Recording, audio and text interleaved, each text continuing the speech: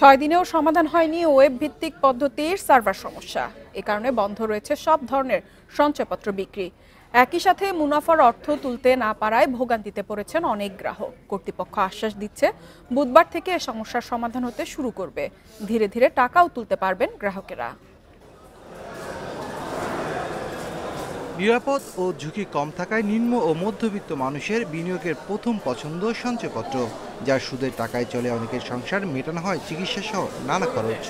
তবে কয়েকদিন ধরে জাতীয় সঞ্চয় অধিদপ্তরের সফটওয়্যার আপগ্রেডেশনের ফলে বন্ধ রয়েছে সব ধরনের সেবা। এ কারণে নানা জায়গায় ঘুরেও টাকা তুলতে পারছে না গ্রাহকরা। আবার কবে সার্ভার ঠিক হবে সে তথ্যও দিতে পারছে না কোনো কর্মকর্তা। ফলে ভোগান্তির শেষ নেই গ্রাহকদের। গত মঙ্গলবার থেকে সার্ভারের সমস্যা আমাকে দেখাচ্ছে, তারা আজকে আমার শংসাপত্র করতে পারতেছে না। এই জন্য কারণ কর্তৃপক্ষ তো একটা নির্দেশনা দিয়ে বন্ধ করবে যে আমরা সঞ্চয়পত্র এখন নিচ্ছি না বা নিব না, কিন্তু ফর্ম জমা নিয়ে পড়ে আছে আজকে 1 সপ্তাহ, তারা ইস্যু করতেছে না।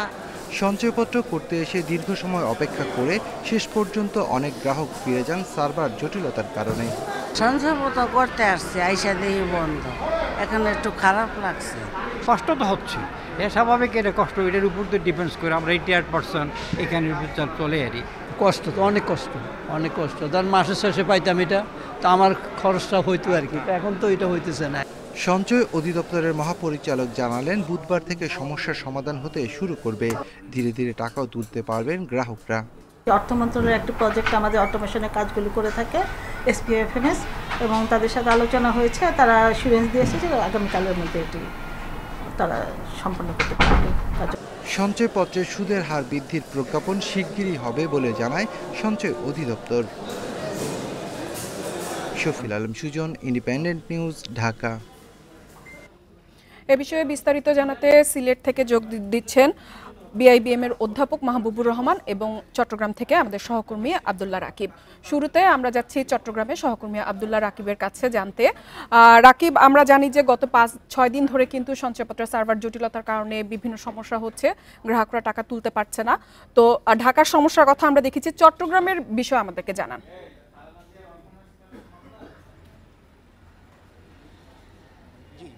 চট্টগ্রামে সারা দেশের মতো গত মঙ্গলবার থেকেই যে সার্ভার জটিলতা, সেটির কারণে আসলে যারা গ্রাহক সঞ্চয়পত্র মূলত এই গ্রাহক শ্রেণীর পর্যায়ে যারা রয়েছেন তারা বেশিরভাগই সরকারি যারা কর্মকর্তা ছিলেন তারা অবসরপ্রাপ্ত, এবং তারা তাদের সারা জীবনের যে সঞ্চয় বা পেনশনের যে টাকা পেয়ে থাকেন সেই টাকাগুলো তারা মূলত এই সঞ্চয়পত্রের মাধ্যমে জমা দিয়ে থাকে। এবং অনেকেই সম্প্রতি অবসর নিয়েছেন, তারাও তাদের এই সঞ্চয়পত্রের মাধ্যমে টাকা সঞ্চয় করার একটি চেষ্টা করছেন, কিন্তু তারা গত সপ্তাহ থেকে এখন পর্যন্ত আসলে তাদের যে কাঙ্ক্ষিত সেবা সেটি পাচ্ছেন না। এবং তারা বেশিরভাগই চট্টগ্রামের যে গ্রাহকরা রয়েছে তারা চট্টগ্রামের বাংলাদেশ ব্যাংকের যে শাখাটি রয়েছে এবং ডাকঘরের যে শাখাগুলো রয়েছে এবং রাষ্ট্রায়ত্ত ব্যাংকগুলো সেখানে যাচ্ছে, কিন্তু ব্যাংক কর্মকর্তারা কিন্তু কোনো সমাধান দিতে পারছে না। তারা বলছেন যেটি আসলে তাদের দিক থেকে কোনো সমস্যা নয়, এটি যেহেতু জাতীয় সঞ্চয় অধিদপ্তরের একটি নিজস্ব সফটওয়্যার এবং নিজস্ব সার্ভার, সেটির কারণেই মূলত তারা সেবা দিতে পারছে না। এবং যারা সঞ্চয়পত্র খুলতে আসছেন, ফর্ম পূরণ করছেন, কিন্তু সেটা আসলে জমা নিচ্ছেন না। এবং আরেকটি বিষয় হচ্ছে যারা মুনাফা নিতে চান, যারা প্রতি মাসে আসলে মুনাফার জন্য শরণাপন্ন হন, তারাও আসলে তাদের অ্যাকাউন্টে আসলে এই মুনাফার টাকাটা পাচ্ছেন না। ফলে তাদের মধ্যে এক ধরনের শঙ্কা, এবং যেহেতু এখানকার কর্মকর্তারা সুস্পষ্টভাবে জানাতে পারছেন না কিভাবে কবে নাগাদ এটি সমাধান হবে, ফলে তাদের মধ্যে এক ধরনের অনেকে আসলে এটির উপরে আসলে নির্ভরশীল অনেকগুলো পরিবার। তবে আমরা আরেকটি বিষয় জানতে পেরেছি, আমরা আজকে দুপুরের পরে বাংলাদেশ ব্যাংক এবং সঞ্চয় অধিদপ্তরের যে কর্মকর্তা তাদের সাথে আব্দুল্লাহ রাকিব, আপনি আমাদের সাথেই থাকুন। এবার সিলেট থেকে আমাদের সাথে যোগ দিচ্ছেন বিআইবিএম এর অধ্যাপক মাহবুবুর রহমান। মাহবুবুর রহমান, আপনাকে স্বাগত জানাচ্ছি অর্থনীতি সারাদিনে। আপনার কাছে আমরা শুরুতেই জানতে চাইবো, আমরা এর আগেও কিন্তু দেখেছি যে এবার যেটা বলা হচ্ছে সার্ভার জটিলতার কারণ হিসেবে যেহেতু মুনাফার একটি পরিমাণ হার বাড়িয়েছে, সেই কারণে সার্ভার জটিলতা অর্থাৎ আপগ্রেডেশন হচ্ছে। আমরা কিন্তু এর আগেও অনেক সময় দেখেছি সঞ্চয়পত্রের মুনাফার হার বাড়িয়েছে, কমেছে, কিন্তু এই ধরনের সমস্যা খুব একটা আমাদের চোখে পড়েনি। তো এবার এই দীর্ঘ সময় লাগার কারণ কি আপনি বলে মনে করেন? ধন্যবাদ আপনাকে। আমি আপনাদের খবরটা দেখছিলাম এবং ওই বিভিন্ন পেপার এবং অন্যান্য মিডিয়া যে নিউজটা আসছে সেটা আমি দেখে আমার নিজেরও সঞ্চয়পত্র আছে এবং আমি খুব হতাশ হয়েছি যে এই জন্য যে সরকার যখন এরকম একটা এত বড় কাজ করতেছে আমি নিজেও জানতে পারিনি। আমরা যারা ব্যাংকে কাজ করি, আমরা যখন আমাদের সফটওয়্যার আপগ্রেড করি বা সিস্টেম চেঞ্জ করি, তখন কিন্তু আমরা 2 মাস, 3 মাস, 6 মাস আগ থেকেই গ্রাহকদেরকে SMS পাঠাই, বিভিন্ন রকম ফোন কল দেই, কল সেন্টার থেকে তারা জানায়, মেইল পাঠানো হয়। কিন্তু এত বড় একটা সিস্টেম প্রায় ৭-৮ দিন ধরে যদি আমি বুঝে থাকি যে আজ বন্ধ আছে অনেকটাই। আগামীকালকে থেকে পার্সিয়ালি হয়তো চালু হবে। সেখানে আ কেউ বলছেন সার্ভার বন্ধ আছে। আবার উনাদের ওয়েবসাইটে গিয়ে দেখলাম উনারা বলছেন যে এটা আপগ্রেডেশন চলতেছে। তো আপগ্রেডেশন এর ৭ দিন আমার কাছে অনেক বড় একটা সময় মনে হচ্ছে। কারণ সঞ্চয়পত্রের অপারেশনটা তো ব্যাংকের মতো এত বড় বা ব্যাপক বলে আমার জানা নাই। সুতরাং এটা আসলে টেকনিক্যাল গ্রাহকদেরকে সমস্যা আরো হলে আপগ্রেডেশনে এতটা সময় লাগতে পারে বলে আপনি মনে করেন? না, ও সঞ্চয়পত্রের যে সিস্টেম এতদিন লাগার কথা না। কারণ আমরা খুব বড় ব্যাংক বাংলাদেশে যারা খুব নামকরা এবং খুব বড় bank like Dutch Bangla, eastern bank, ইসলামী ব্যাংক তারাও কিন্তু ৩ দিনের মধ্যেই তাদের সিস্টেমকে বা ৪ দিনের মধ্যেই আপডেট করে ফেলে, চেঞ্জ করে ফেলে এবং রিপ্লেসও করে ফেলে। সেই ক্ষেত্রে এটা আমার কাছে একটু অস্বাভাবিক মনে হচ্ছে। বাট গ্রাহকদেরকে যদি যথাসময়ে উনাদের ওয়েবসাইটে না দিয়ে যদি এটা ব্যাপক আকারে মিডিয়ার মাধ্যমে বা পেপারের মাধ্যমে জানানো যেত তাহলে হয়তো গ্রাহক ভোগান্তিটা একটু কমতো। বাট তারা যদি আপগ্রেডেশন করে ফেলে সরকারি কর্মকান্ডে আমরা সবসময় জানি একটু সময় বেশি লাগবে, প্রসেস গুলো একটু ডিলে হয়। সেইটা একটা কারণ হতে পারে। তো উনাদের কথা মতো হয়তো আগামীকালকে থেকে উনারা যদি সার্ভিস পার্সিয়ালি শুরু করতে পারেন ভালো হয়। বাট এটা গ্রাহকদেরকে আসলে ব্যাপকভাবে এটা জানানো আমার মনে হয় যে ভালো হতো আরকি যদি উনারা জানাতেন সেভাবে। মাহবুবুর রহমান, ভবিষ্যতে যেন এই ধরনের কোনো ঘটনা না ঘটে অনাকাঙ্ক্ষিত, তার জন্য আপনার কি পরামর্শ থাকবে প্রযুক্তিগত দিক থেকে? প্রযুক্তিগত দিক থেকে আসলে যেটা করা উচিত সেটা হচ্ছে আমরা সবসময় একটা লং টার্ম প্ল্যান করি। আমরা এমনভাবে সফটওয়্যারটা আপগ্রেড করি বা সিস্টেম ডেভেলপ করি যেন ৫ বছর ১০ বছরের ভিতরে সহসা হাত দিতে না হয় বা চেঞ্জ করতে না হয়।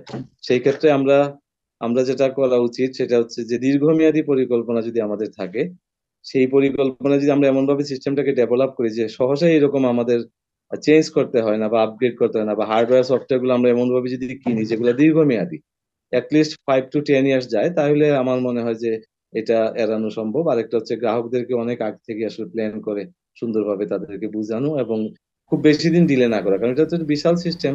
সঞ্চয়পত্রের বিষয়ে কারণ অনেক বা যারা আছেন বেনিফিশিয়ারি যারা বেনিফিট পান মাহবুবুর রহমান এই এবং আব্দুল্লাহ মাসের রাকিব আমাদের সঙ্গে যোগ দেওয়ার জন্য আপনাদের অসংখ্য ধন্যবাদ। চলে যাচ্ছি পরবর্তী সংবাদে।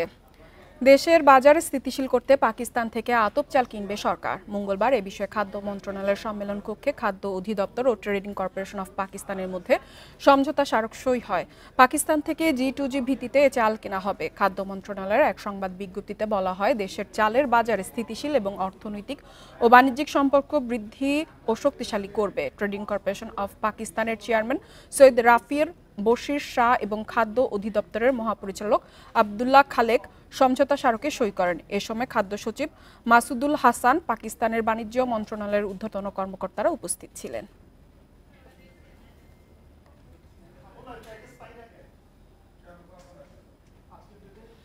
পুঁজিবাজার থেকে অর্থ সংগ্রহের অনুমোদন পাওয়া দুয়ার সার্ভিসেসের কোয়ালিফাইড ইনভেস্টর অফার QIOর আবেদন স্থগিত করেছে নিয়ন্ত্রক সংস্থা BSEC। একই সঙ্গে কোম্পানি নিয়ে যৌথভাবে তদন্ত করার সিদ্ধান্ত নিয়েছে BSEC ও DSI। মঙ্গলবার BSECর ৯৩৯তম কমিশন সভায় এ বিষয়ে সিদ্ধান্ত নেওয়া হয়। গত বছর ৯ জুন BSECর সাবেক চেয়ারম্যান শিবলি রুবায়তুল ইসলামের সভায় কোম্পানিটির QIO অনুমোদন দেয়া হয়। সম্প্রতি দুয়ার সার্ভিসেসের সেবা দেয়া সংক্রান্ত চুক্তি, মুনাফা ও আয় নিয়ে গণমাধ্যমে সংবাদ প্রকাশ হয়েছে, যা কমিশনের দৃষ্টিগোচর হয়েছে। এর আলোকে বিষয়গুলো খতিয়ে দেখার সিদ্ধান্ত নিয়েছে BSEC।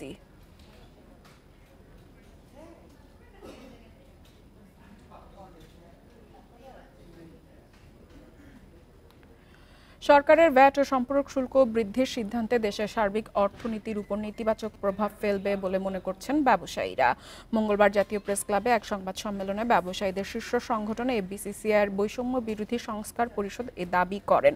তারা বলেন, শুল্ক বৃদ্ধির এ সিদ্ধান্ত দেশ ও অর্থনীতির জন্য আত্মঘাতী হবে। তাদের মতে, ভ্যাট বৃদ্ধির ফলে দৈনন্দিন জীবনযাত্রার খরচ আরেক দফা বেড়ে যাবে। শুল্ক ও ভ্যাট বৃদ্ধি এবং গ্যাসের দাম বাড়ানোর প্রস্তাব প্রত্যাহারের আহ্বান জানান FBCCI বৈষম্য বিরোধী সংস্কার পরিষদ।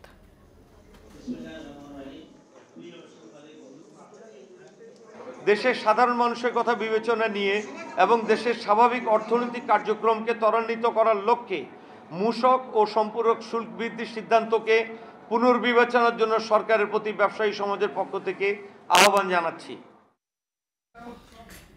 এপ্রিলে হতে পারে ব্যবসায়ীদের সংগঠন বিজিএমইএ ও বিসিসিআই নির্বাচন। 5 আগস্টের পর থেকে এই দুটি সংগঠন পরিচালনা করছেন অন্তর্বর্তী সরকারের নিয়োগ দেয়া প্রশাসক।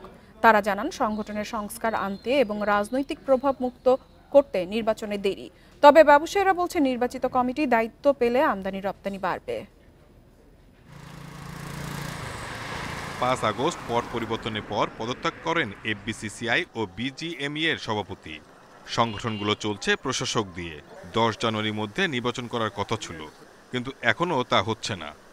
বাজেট আসতেছে, আমাদের বাজেট নিয়ে কিন্তু অনেক কিছুই হঠাৎ করে আবার ভ্যাট ইমপ্লিমেন্ট করছে 42টা আপনার সার্ভিস সেক্টরে। এটা নিয়ে একটা অসন্তোষ বা আমরা বার্গেনিং কিছু করতে পারছি না, কার কাছে করব, কিভাবে করব। প্রশাসক তো আর আমাদের কথা বলবে না, বিধায় আমি মনে করি আমাদের এফবিসিসিআই যত দ্রুত সম্ভব নির্বাচন আমরা চাই। ব্যবসায়ীদের শীর্ষ সংগঠন এফবিসিসিআই এর প্রশাসক জানান, কমিয়ে আনা হচ্ছে পরিচালক ও সহসভাপতির সংখ্যা। রাজনৈতিকভাবে নয়, সদস্যদের সরাসরি ভোটে সভাপতি নির্বাচিত হবেন। এরকম সংস্কার অব্যাহত রয়েছে, তাই নির্বাচন দিতে দেরি হচ্ছে। উপদেষ্টা মহোদয়ের সাথে একটা মিটিংয়ে ডেট হয়েছিল, ওই ডেটে হতে পারে না মিটিংটি। আশা করা যাচ্ছে খুব শীঘ্রই একটা মিটিং হবে, আমরা চূড়ান্ত সিদ্ধান্ত নিতে পারবো। জানুয়ারি 10 তারিখ পর্যন্ত একটা সময় ছিল, সময় আরও 120 দিন বাড়িয়েছে। তো আমার মনে হচ্ছে যে এত সময় হয়তো লাগবে না, তার আগে আমরা নির্বাচনটা করতে পারবো। পোশাক শিল্প মালিকদের সংগঠন বিজিএমইএ এর প্রশাসক জানান, 26 জানুয়ারি নির্বাচন বোর্ড গঠন করা হবে। এপ্রিল মাসের শেষ নাগাদ নির্বাচন দেওয়া সম্ভব হবে।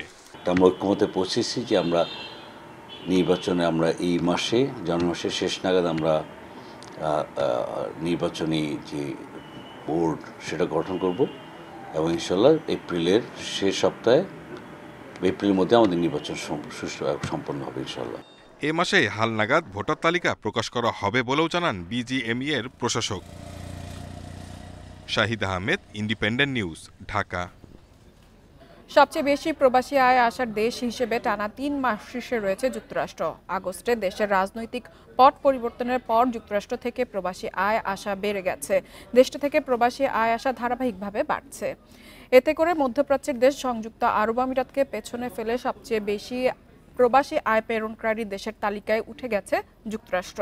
চলতি অর্থবছরের সেপ্টেম্বর থেকে নভেম্বর 3 মাসের প্রবাসী আয় সংক্রান্ত বিস্তারিত প্রতিবেদন প্রকাশ করেছে বাংলাদেশ ব্যাংক। এতে উঠে এসেছে, এই 3 মাসে যুক্তরাষ্ট্র থেকে 140 কোটি মার্কিন ডলারের প্রবাসী আয় এসেছে।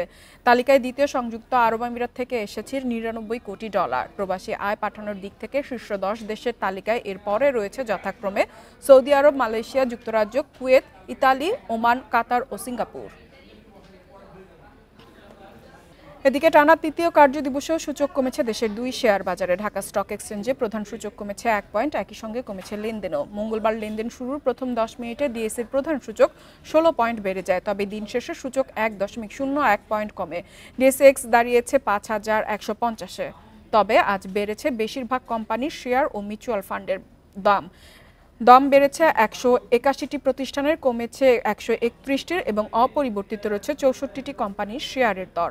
আগের দিনের চেয়ে লেনদেন 46 কোটি টাকা কমে হয়েছে 397 কোটি টাকা। অন্যদিকে চট্টগ্রাম স্টক এক্সচেঞ্জে সার্বিক সূচক কমেছে 16.84 পয়েন্ট, লেনদেন হয়েছে 11 কোটি 65 লাখ টাকা।